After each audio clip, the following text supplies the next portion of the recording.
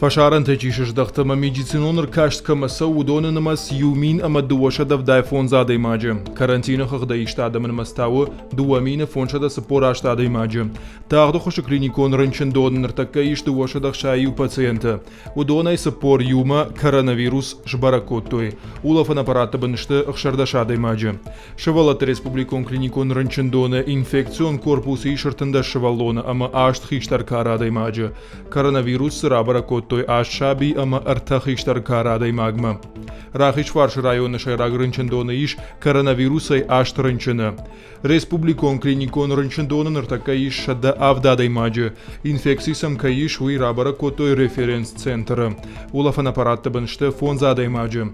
И входбон коронавирусай фамард ноджи юадай маг. Юавару дожжау. Коронавирусай волдаймар рынчену ди рауджета нижай. Автомай бахаут реанимацион хаядма. Доктор тайна хошкот той пациент Есарда Яхисан.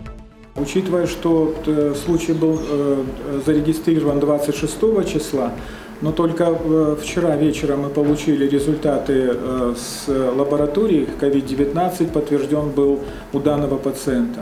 Молодой пациент 1983 года рождения, житель пригородного района, поступил в приемное отделение Республиканской клинической больницы 26 числа в 12 часов 13 минут дня.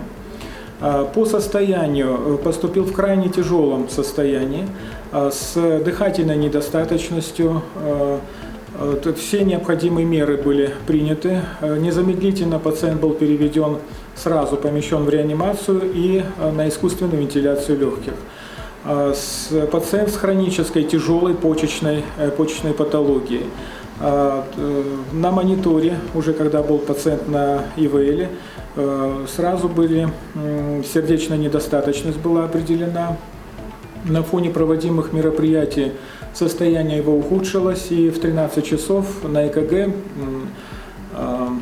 на прикроватном мониторе появилась асистолия. Реанимационные мероприятия, которые проводились, оказались неэффективны, и в 13 часов 30 минут констатирована смерть.